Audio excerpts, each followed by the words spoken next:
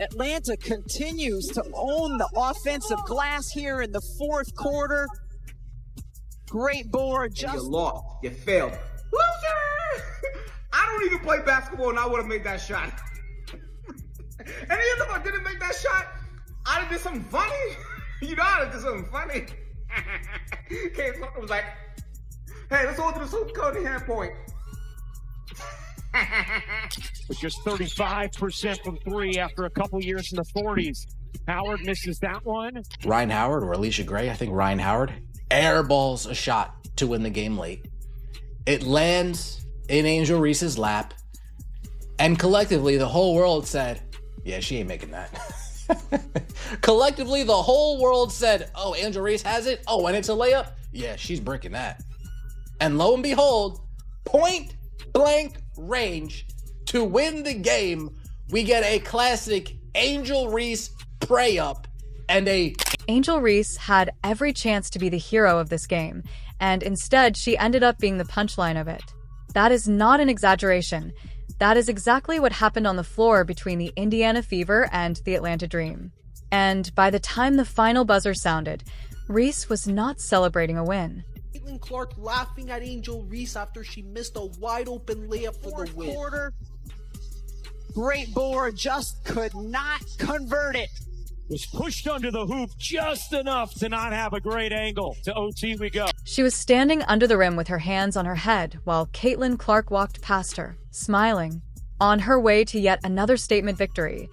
If you want to understand why this rivalry refuses to cool off, this one game gives you the entire blueprint in 95 minutes of basketball, and it is packed with enough twists that even people who do not follow the WNBA closely were talking about it by the next morning. Angel Reese, you had me laughing at you, girl. I told you, Angel Reese is a pure bum, the worst kind. Angel Reese is the type to steal the trash off your curb and try to see if she can go put it in her refrigerator. The girl can't make a layup to save her life. She missed like 7 layups in the first quarter. Meanwhile, me, the GOAT, Caitlin Clark, I'm putting on shows every single night. 26 points, 9 assists. Caitlin Clark and the Indiana Fever humiliate Angel Reese. Or maybe Angel Reese just humiliated herself. As the Indiana Fever go on to win 29 points, 9 assists. Am I looking like the... Let's start at the point where things actually turned physical, because this did not begin as some heated back and forth between two players who already hate each other. IT started with Reese getting cooked on defense. Plain and simple. Midway through the first quarter, Clark pulled up from deep off the dribble with Reese draped all over her, contesting as tightly as she possibly could, and the shot fell anyway, clean through the net. Because she was crap in this game. A bag of crap. She was awful. Angel Reese was terrible.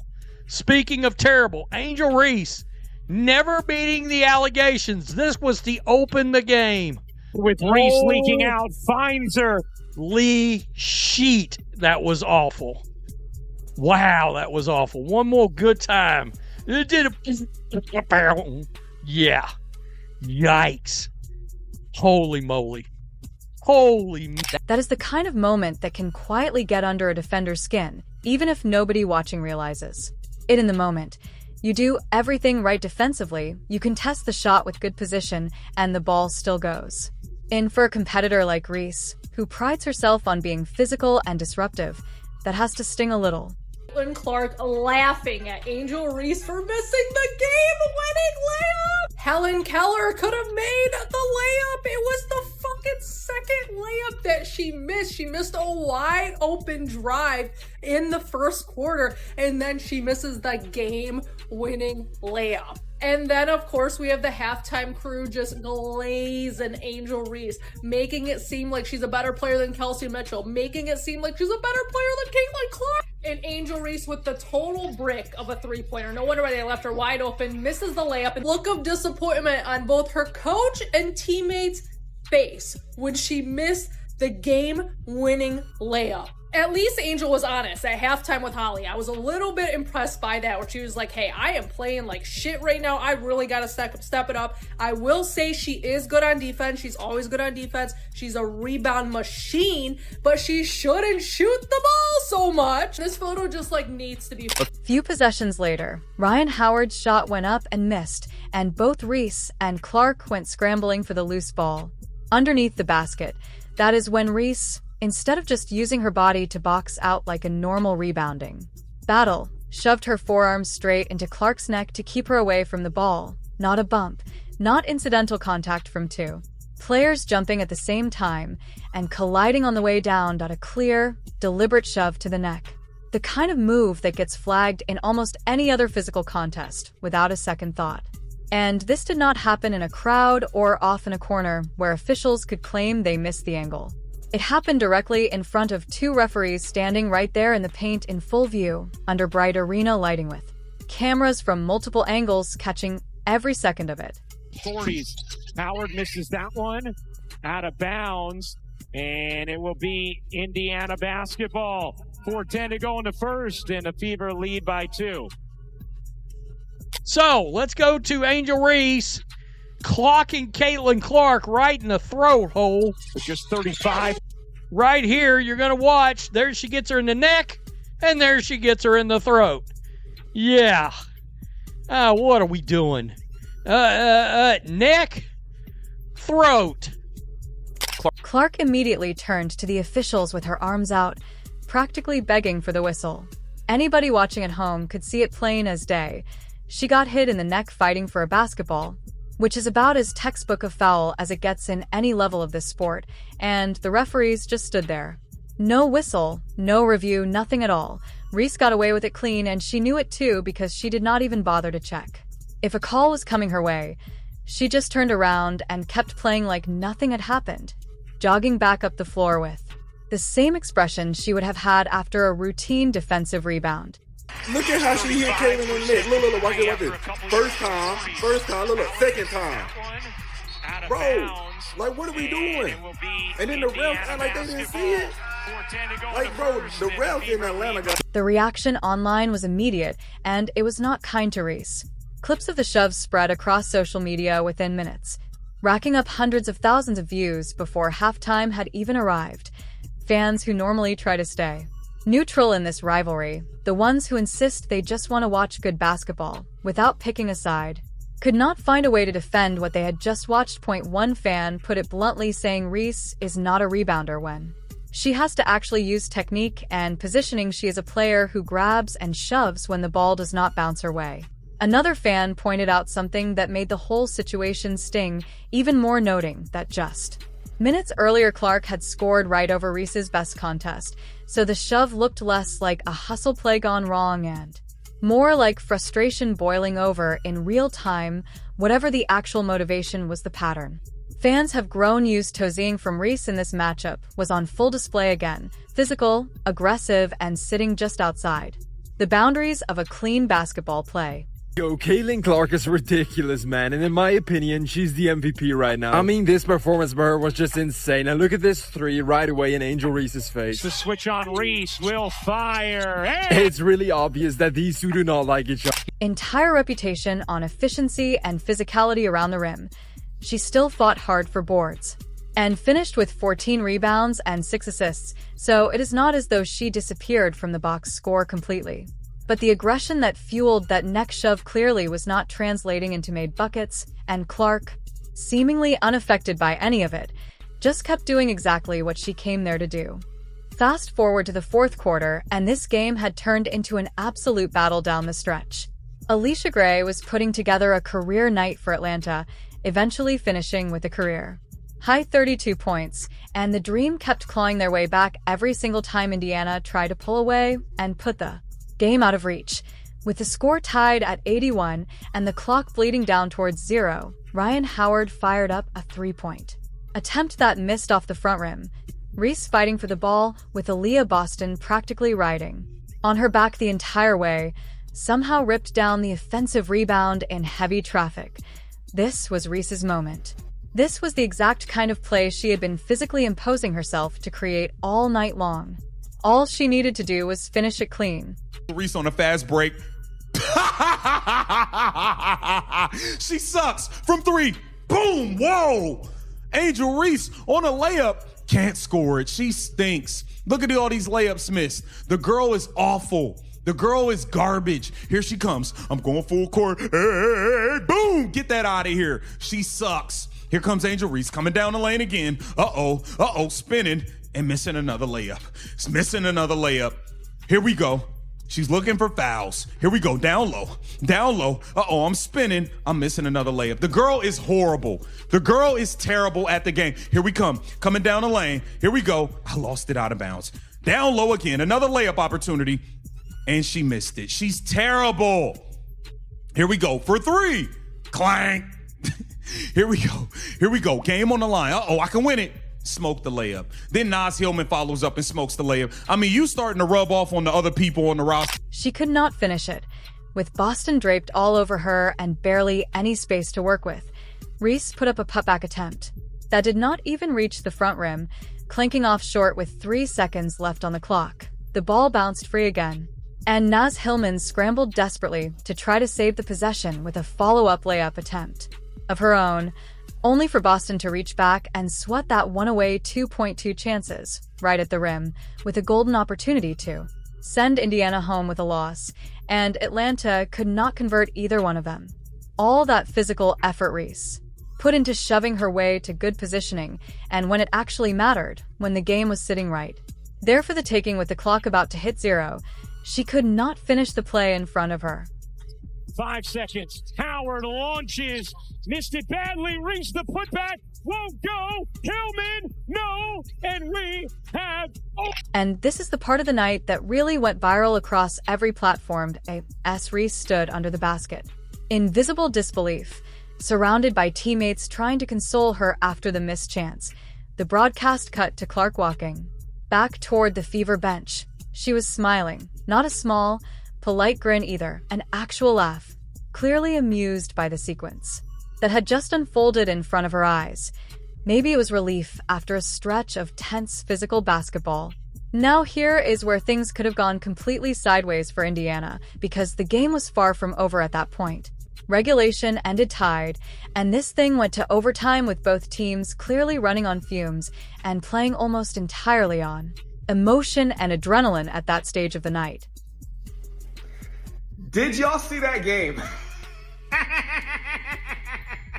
That was the greatest thing I've ever seen in my entire life. Oh, and it couldn't have happened to a nicer individual. Angel Reese, probably the most despised person in the history of all sports, couldn't get a layup in. She tried the first time, couldn't get it. She tried the second time, couldn't get it. Even her teammates was like, come on, man. The third time at that point, the Indiana Fever just backed off. They're like, nah, come on, girl. I mean, we feel bad. Go ahead. She's like, I'm Jordan. No, I'm not. Meanwhile, mother freaking Kate Clark was laughing at her. She was like, the camera caught it. They even had to do a double take. She did the moonwalk. She was like, beat it. With about 10 seconds left in overtime and Indiana clinging to a slim lead, officials called a foul on Clark. That sent Ryan Howard to the free throw line for 3 attempts. Indiana immediately challenged the call, and even the broadcast crew calling the game said out loud on air that they expected it to get overturned once officials looked at the replay. IT looked soft. IT looked like exactly the kind of call that gets reverse 9 times out of 10 in a moment like that. Instead, officials went back to the monitor, reviewed it, and upheld the foul anyway, and Howard calmly stepped up and made all 3 free throws without missing, cutting what had been a comfortable Fever lead down to just 2 points in the blink of an eye. For a moment, it genuinely looked like the referees were about to hand Atlanta a path right back into a game they had no business still being competitive in after blowing 2 point-blank chances to win it outright in regulation just minutes earlier. Free throws here for Ryan Howard is going to resuscitate this game for Atlanta, but Indiana will immediately challenge it. Let's see. Oh, I don't see anything. Atlanta had no choice but to foul immediately to stop the clock and try to extend the game, and that foul landed right on Clark. She stepped to the line with 9.8 seconds remaining and knocked down both free throws without the slightest hesitation, pushing the lead back out to 4 points at 95-91. Atlanta got one more possession to try something desperate down the floor, and then in overtime, officials upheld a shaky, questionable foul call on Clark that briefly cracked the door back open for the Dream to steal the whole thing.